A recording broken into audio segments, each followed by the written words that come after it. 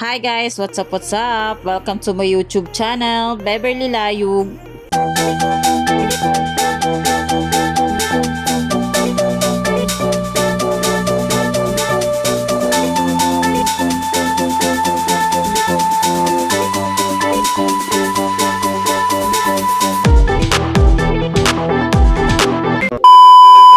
Super excited talaga ako for today's video guys dahil bibili kami ng e-bike. Dahil maulan kaya ako nagja-jacket. Nag-jacket lang ako guys at magdadala lang din ako ng payong. Dahil wala akong magamit na kapote na sa Las Piñas na sa bayaran ko. Kakauwi niya lang kasi kahapon. Sa totoo lang guys, hindi ko talaga lubos maisip na ma-afford namin makabili ng e-bike. Wala talagang imposible basta magtiwala ka lang kay Lord. Dasal, tiwala at tiyaga lang talaga ang puhunan. So ayan guys, nandito na nga pala kami guys sa store ng Koda. Tingnan nyo naman yung asawa ko basang-basa. Ang lakas naman kasi talaga ng ulan. So ayan guys, Koda nga pala guys yung e-bike na kukunin namin. Sa totoo lang guys, pangalawang punta na namin to. Nung unang punta namin, yan yung nagustuhan namin, yung gray. Kaso lang wala siyang stock guys. Maganda kasi siya guys kasi close back na siya. Kaso lang wala talaga silang stock. At saka nung umuwi kami, napag-isip-isip ko na mahirapan kami kung yun yung kukunin namin. Kasi masyado talaga siya malaki guys. Kailangan talaga ng space ng parking. Eh dito sa labas ng bahay namin guys, napakasikip. Kaya napagpasyahan na lang namin na ganyan na lang yung kunin namin, yung medyo maliit. Para sakto lang yung laki niya sa labas ng bahay namin. So ganyan nga pala guys yung kukunin namin. Pero hindi yan yung kulay red. Sa dami namin pinuntahan na store ng e-bike guys, Koda talaga yung nagustuhan ko. Kasi kahit hindi close yung likod niya, yung kanyang cover naman guys ay matibay. Hindi lang siya basta-basta plastic cover. Ayan nga pala guys yung napili namin, yung color black. Ang gusto talaga ng anak kong bunso guys ay yung red. Pero ayoko na talaga ng red kasi karamihan na talaga dito sa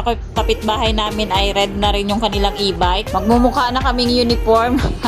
So dahil yan na yung napili namin guys, kinabitan na kagad ng technician ng battery. Grabe yung tuwa ko guys, hindi talaga masukat yung tuwa ko dyan. Dahil hindi ko talaga lubos maisip na makakabili ako kaagad-agad ng e-bike. Gamit ang sarili kong pera. Grabe, super thank you Lord talaga sa blessing. Dati bike lang yung gamit namin ng asawa ko, tapos naging motor, tapos ngayon binigyan naman kami ni Lord ng e-bike. Sana Lord, car na yung susunod. Charot.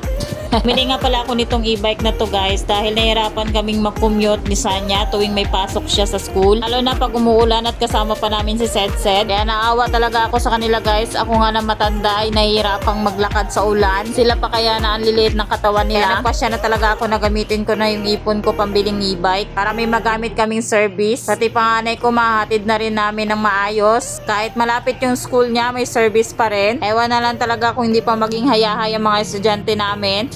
Sana all hayahay. So ayan guys, pinapapirma na nga pala ako dyan guys para sa mga warranty. Gustong gusto ko talaga yung gray na yan guys na nasa likod ko. Kaso lang talagang super laki talaga niya. May parking lang talaga kaming maganda-ganda. Talagang yan yung kinuha ko kahit may hulugan pa. So ayan guys, pagkatapos ko nga pala magpirma dyan guys, in-explain na rin ng babae kung ano yung mga benefits or pagdating sa mga refund sa pag nagkaroon ng damage.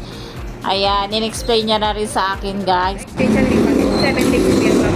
Halimbawa, gusto niyo papalitan yung unit, 7 days po kasi ayaw niyo na yung kulay. Ganun. Hindi po namin yung papalitan ma'am, unless may defect po yung e-bike. Within 7 days lang po. Pagka kaya namang ayusin ni may defect technician. lang? Pag kaya namang ayusin ni technician, hindi po namin yung papalitan. Pero pag hindi naman kaya ayusin, doon po kami mag-refund ma'am, pero less na 5% sa gross. Pero pwede din yan ma'am, same unit. Ganun. Tapos ito naman sa waiver of liability, halimbawa, report naman sana, para nakasagi kayo or nakabawag. Parang hindi na po liable si company. Human error na po yun.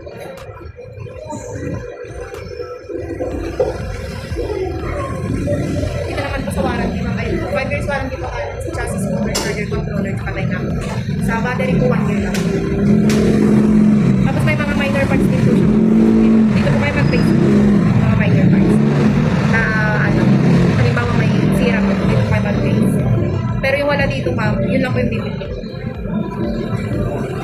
Yun lang po yung papayaran. Free lifetime service kasi po wala po kaya. Kung service store service po. Pero yung service ma'am, halimbawa po po yung schedule nila. Tignan yun kapag schedule po kayo ngayon. Bukas po, i-reschedule po another day. Pero kung wala naman po silang ginagawa po,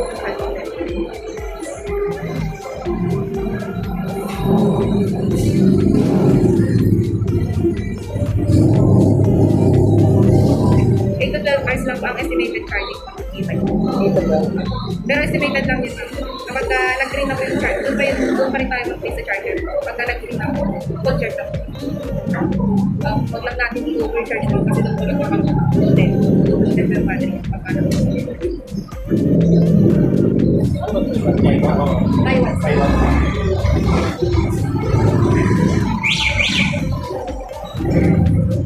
Ayan guys, dahil tapos nang i-explain sa akin lahat-lahat, ayan, it's time to payment na. Grabe guys, habang binibilang ko yung pera, hindi ko lubos maisip kung paano ako nakapag-ipon ng ganito karami. Grabe, iba talaga si Lord kung mag-bless. Maraming salamat talaga Lord sa blessing.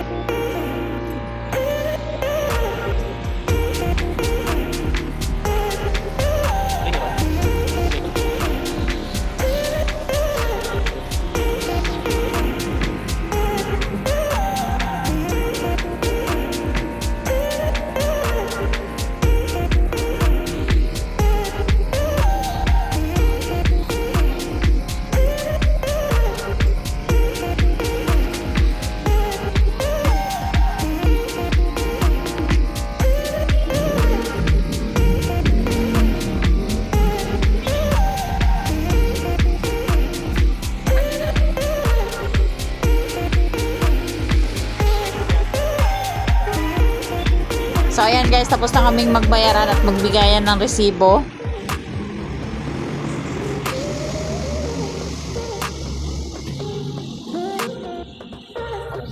Grabe, kinikilig talaga ako sa ganda ng e-bike namin. Napaka-cute. So, ayan na nga pala guys, diniliver na ni Kuya Technician yung aming e-bike. Grabe, ang cute talaga niya guys, nakaka-inlove. Nakakatuwa guys dahil yung laki ng e-bike namin ay sakto lang sa labas ng bahay namin. Grabe, ang angas talaga ng e-bike namin.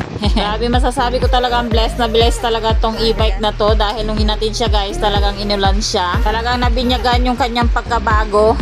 Buti na lang talaga diniliver na siya guys habang nandito pa yung asawa ko at na-test drive niya. So ayan guys, dahil super excited ang mga bulinggit ko, ang mga Junakis ko, ayan, sumakay na sila guys, bininyagan at kagad nila. Grabe, ang tuwa talaga ng bunso ko dyan guys dahil may sarili na kaming e-bike. Excited na ako matutong mag-drive ng e-bike guys. Ang totoo talaga, hindi talaga ako marunong mag-drive niya. Pampaturo ako sa asawa ko pag hindi na masyadong maulan. Kaya hay na talaga ang mga bulinggit ko pag may pasok si Sanya. Dahil hindi na kami maglalakad papunta sa kaya ng tricycle. Super layo naman kasi talaga yung sakaya ng tricycle dito guys. Literal na maglalakad ka muna bago ka makarating sa sakayan. Malilate na lang talaga si Sanya, kakalakad namin papunta sa sakayan. Pero ngayon may e-bike na kami, hindi na kami malilate. Grabe, nung sinakyan talaga ng asawa ko at saka ng panganay ko guys yung e-bike namin, talaga masasabi ko talaga na maliit lang. Ang lalaki kasi nila kaya wala nang space yung mga bulinggit pag umupo na sila sa upuan. Ang nangyari nga guys, si Sensed nakatayo sa harap at si Sanya nakakalong kay Sansha. Pero kahit maliit ito, super saya na namin. Grabe, super happy talaga ng pamilya Galaan. Like and subscribe. Thanks for watching.